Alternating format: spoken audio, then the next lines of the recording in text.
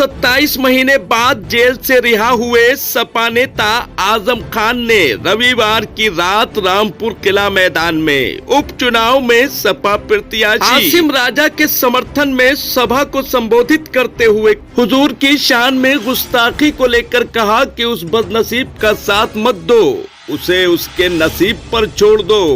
रसूल की शान बहुत बड़ी है। अपने शहर अपने रिश्तों को उसी तरह जोड़ कर रखो जिस तरह 1942 से आज तक जोड़ कर रखा है। यहाँ कभी हिंदू और मुसलमान के बीच झगड़ा नहीं हुआ। उन्होंने कहा कि नबी की हिफाजत वो करेगा जो जमीन और आसमान का मालिक है।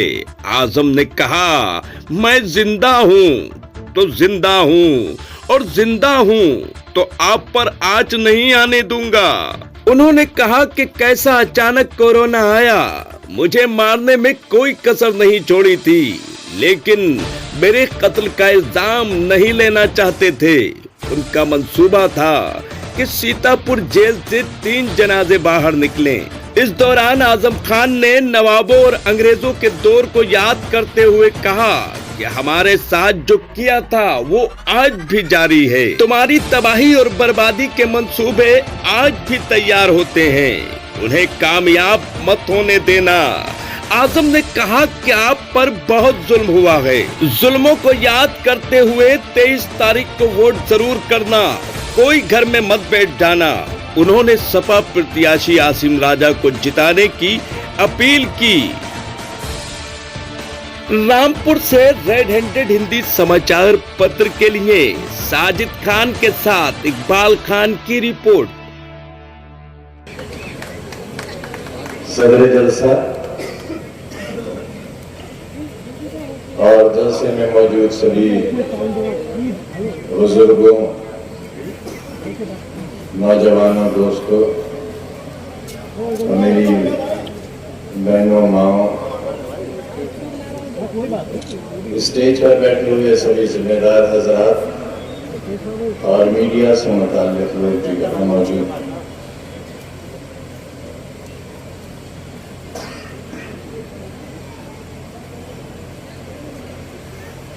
पार्लियामेंट की जीत के बाद शुक्रिया का जलसा करना नसीब नहीं हुआ। विधानसभा जेल से जीतने के बाद भी आपके दरमियान नहीं आ सका, लेकिन आसिम राजा साहब की वजह से मैं यहां मौजूद हूं।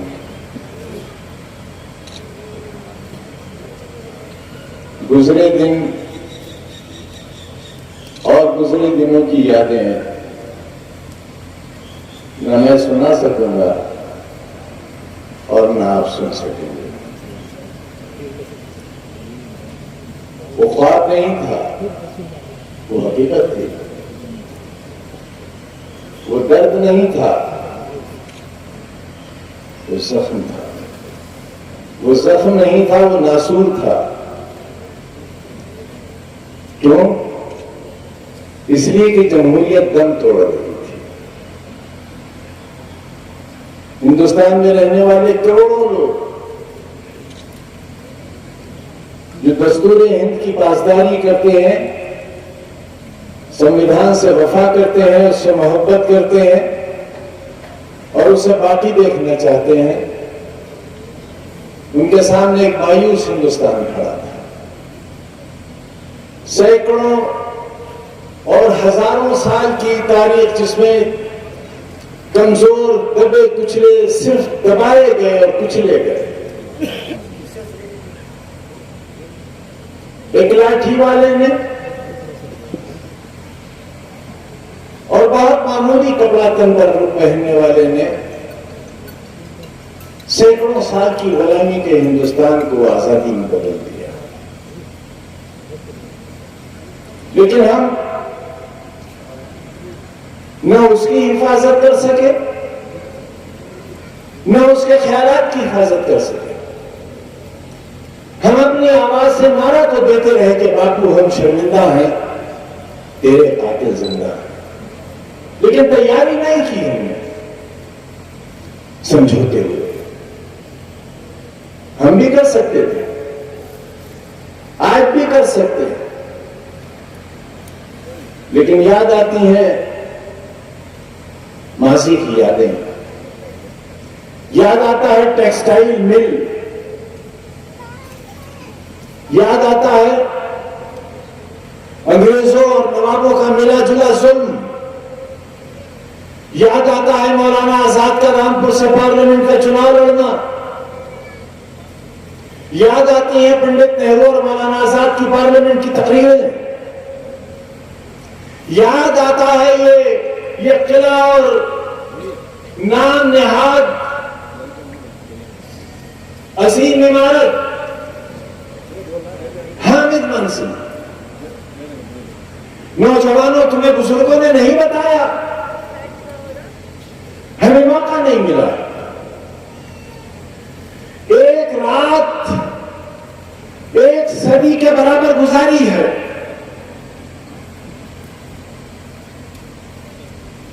एक लम्हा एक जिंदगी के बराबर गुजारा है।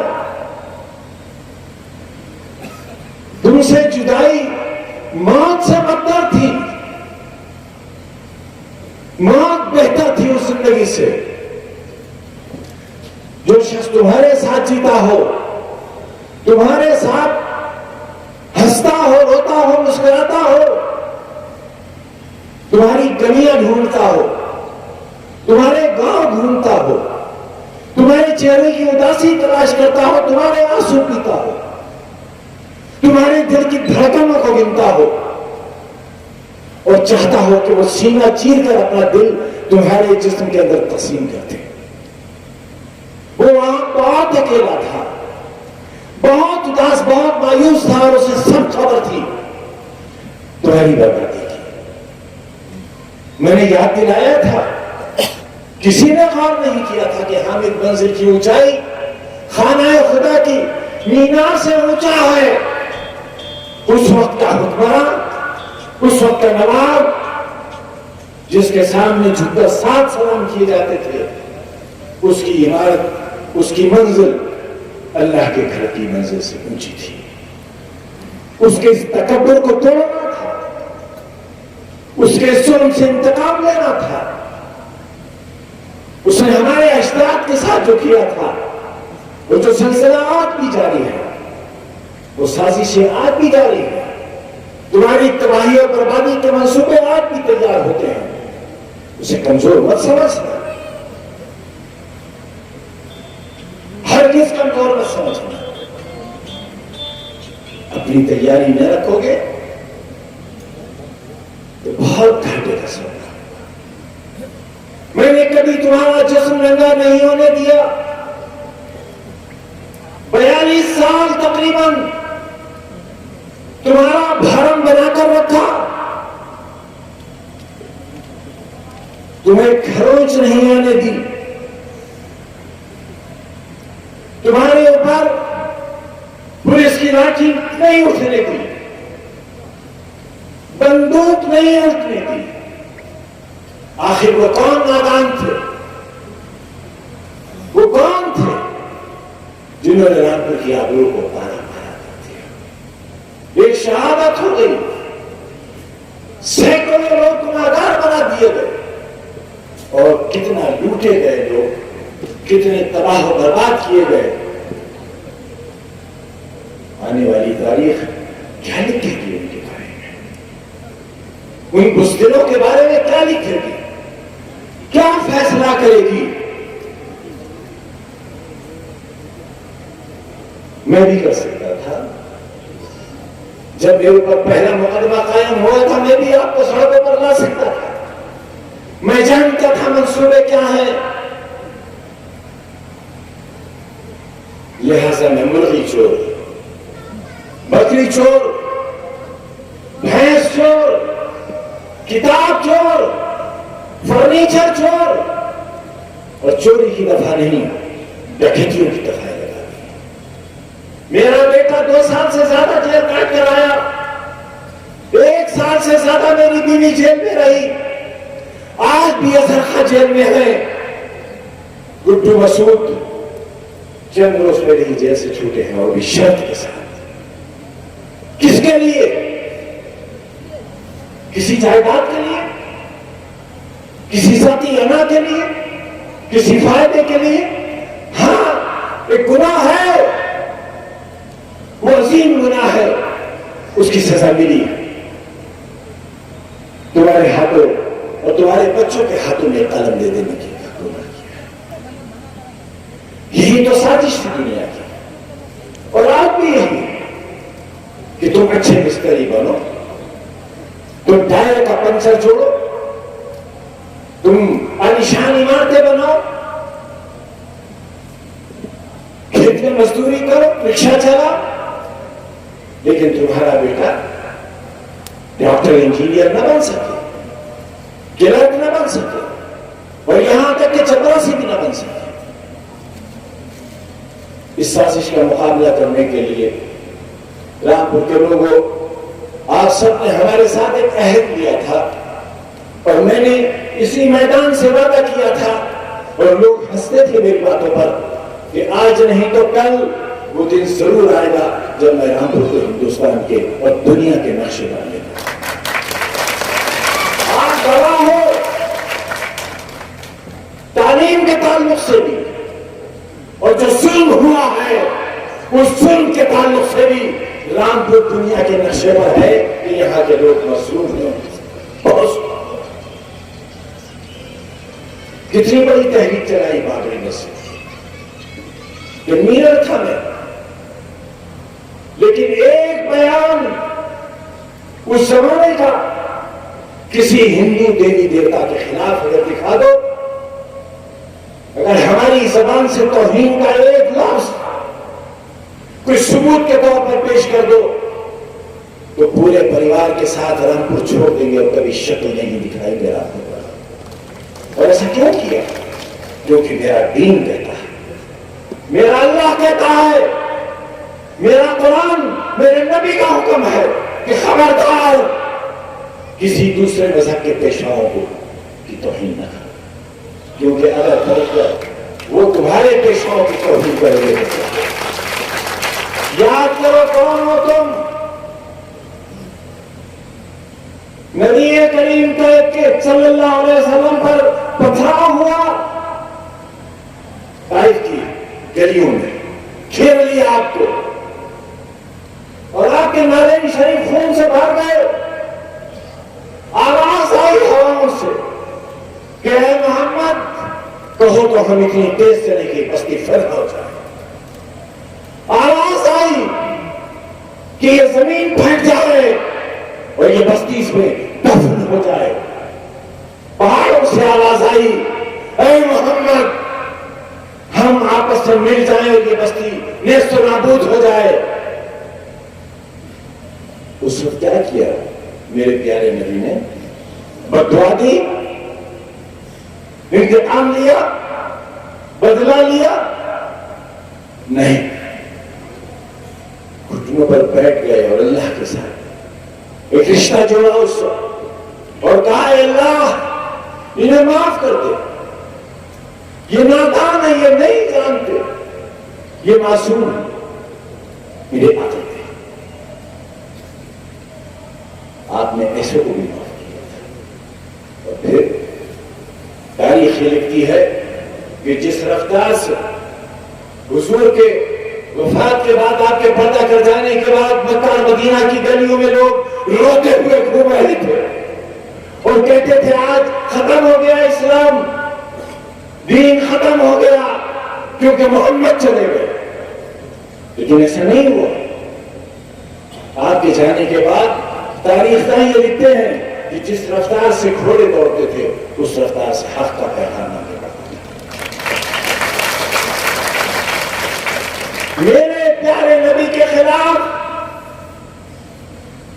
उनकी तौहीन करने वाले के खिलाफ, या उन अल्फाज को जो हुजूर की शान में गुस्ताखाना कहे गए, उनको दोहराना भी गुनाह है। उन अल्फाज की वापसी अपनी जबान से अदा करना गुनाह है।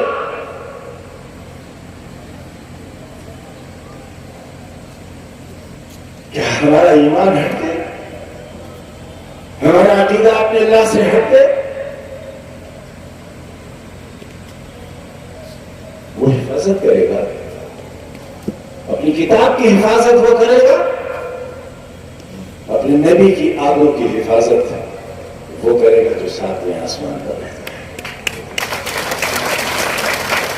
कहीं इश्तेहार में आने की जरूरत नहीं है।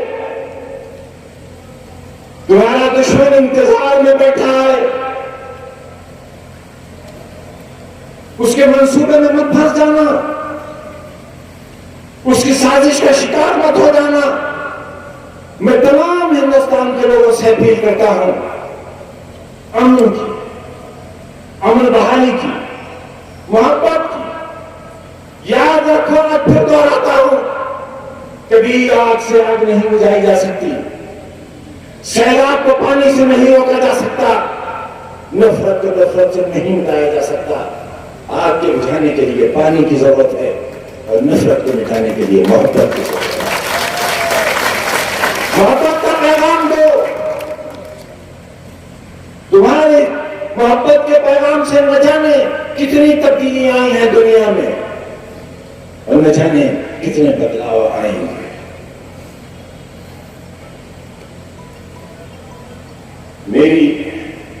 मेरी मौजूदगी इस बात की दलील है कि मैं जिंदा हूं, और मैं जिंदा हूं तो मैं जिंदा हूं।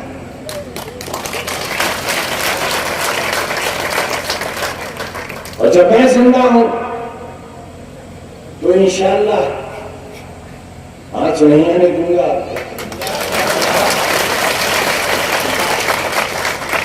थोड़ा सा कमजोर हो गया इसलिए कि तुम भी तो कमजोर नजर आ रहे हो।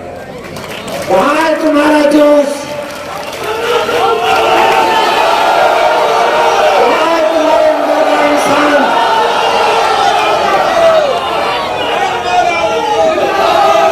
बार बार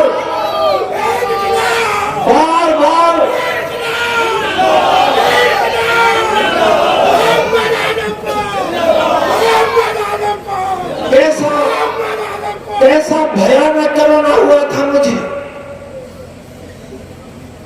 मेरे सामने तमाम वार्ड खाली हो गया, मैं दूसरी मंजिल पर मुंतकिल किया गया, वो सारे लोग मर गए, मैं तीसरी मंजिल पर भेजा गया, वहां भी सारे लोग। मैं जिंदा बचा हूं तुम्हारे लिए, मैं वापस लौट कर आया हूं तुम्हारे लिए। हर सांस अमानत है। मैं आज भी तुम्हारी मोहब्बतों का कर्जदार हूं। मैंने कुछ नहीं किया, मेरे सारे अरमान, मेरी सारी ख्वाहिशात मेरे सीने में दफन रह गया। बहुत कुछ चाहता था, बहुत कुछ चाहता हूं,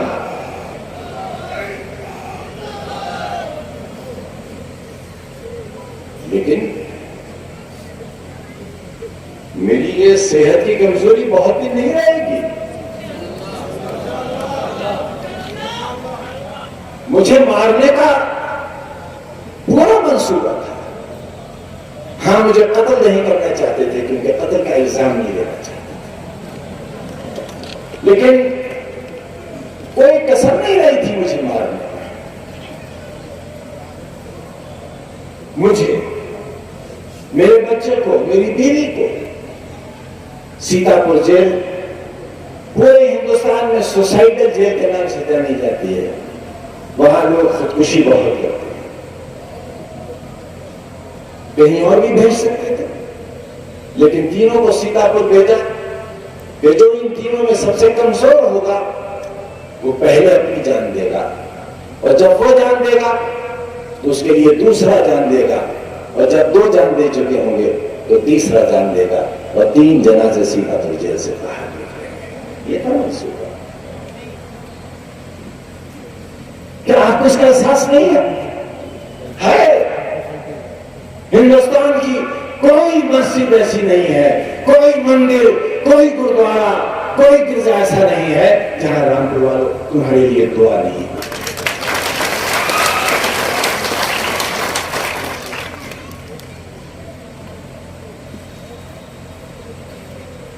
हुजूर की शान में गुस्ताखी करने वाला बदनसीब है, बहुत बदनसीब है। उस बदनसीब का साथ मत दो और उसके जुमले को दोहराओ मत। जो बदनसीब है उसको उसके नसीब पर छोड़ दो, उसे उसके हाल पर छोड़ दो। दुनिया का कोई तानाशाह नहीं बचा। याद करती है तारीख उन लोगों को और याद करेगी जब तक दुनिया रहेगी, लेकिन तानाशाह के नाम से, उस नाम से याद नहीं रखेगी कि जमीन पर अल्लाह ने एक ऐसा इंसान भी भेजा था जिसके वजू की एक बूंद भी जमीन पर नहीं गिरी थी। एक ऐसा इंसान भी जमीन पर आया था, उसे रसूल कहा, उसे नबी कहा। उसकी शान में तो कोई गुस्ताखी कर ही नहीं सकता। उसकी शान तो इतनी बड़ी है कि शान का लफ्ज बहुत छोटा है। जिससे अल्लाह इश्क करता हो, जिससे अल्लाह मोहब्बत करता हो, फिर किसी की नफरत से किसी पर कोई असर नहीं पड़ता। अपने शहर को, अपने जिले को, अपने रिश्तों को उसी तरह जोड़ कर रखो जिस तरह 1942 से लेकर 2022 तक आज तक जोड़ कर रखा है। यहां कभी हिंदू मुसलमान आपस में नहीं टकराए, यहां कभी आपस में तसादुम नहीं हुआ। बहुत कोशिशें की। ये गोयल साहब मेरे दोस्त, जिले के सदर, ये आरएसएस के कार्यकर्ता थे, मैं जानता था। एक दिन मैंने इनसे कहा कि यार तुम तो हमारे यार हो, फिर तुम हमारे साथ क्यों नहीं हो? बोले कि तुमने कभी कहा? मैंने कहा अब कह रहा हूं। बोले लो, हो गया तुम्हारा। फिरका परस्तों, आपस में लड़ाने वालों, ये है हमारे रिश्ते।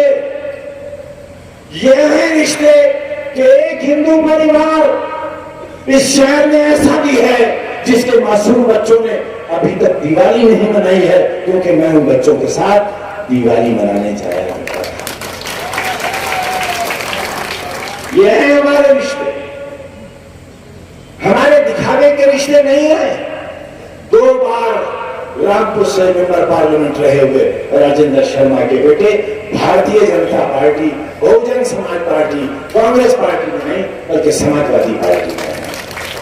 यह है हमारा रिश्ता, यह है हमारा इत्तेहाद।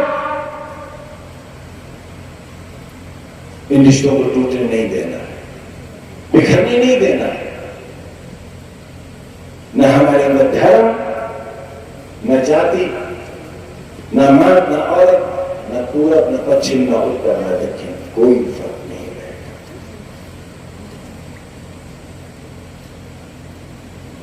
आसिम राजा मेरे दिल का टुकड़ा है।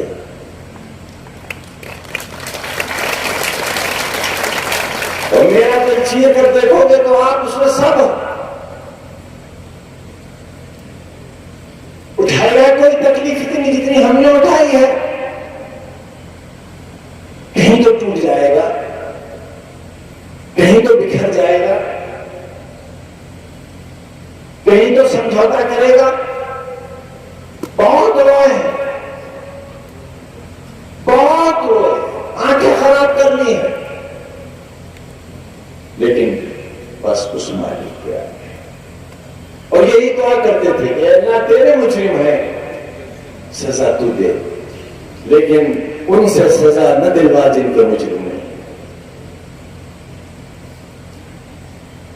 आसिम राजा शमसी है, पठान नहीं है, सैयद नहीं है, शेख नहीं है, अंसारी नहीं है। मेरे दिल के लिए इससे बड़ी और क्या तकलीफ हो सकती है कि 1977 से जो शमसी मुझे दीवानगी के साथ वोट देते चले आ रहे हैं और 1977 में जब पहला चुनाव में हारा हूं तो उनकी दुकानों पर हमले हुए, लूट लिया उनके बाजारों को, तोड़ दी गई दुकानें, कांग्रेस जीती थी।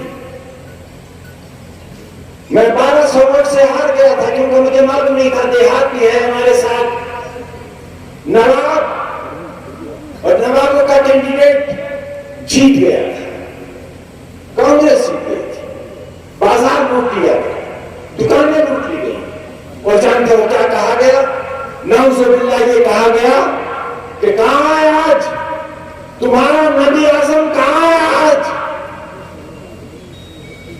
उन लोगों के लिए जिन्होंने 42 साल मेरी बैसाखी बनकर मेरा साथ दिया है, उनके लिए सवाल उठाते हो, फेसबुक पर गैर जिम्मेदाराना बातें करते हो। बताओ, मेरी बात मानोगे या नहीं मानोगे? अगर मेरी एक तकलीफ के रात का बदला देना चाहते हो, सिर्फ एक रात का, 27 महीनों की एक रात के दुखों का अगर बदला देना चाहते हो तो 23 तारीख को कोई अपने घर में बैठना मत। सूरज कितना ही तपिश क्यों ना कर रहा हो, मेरी कोई माँ, कोई बहन, कोई बेटी अपने घरों में मत रहना। आसिम राजा की फतह, हक की फतह।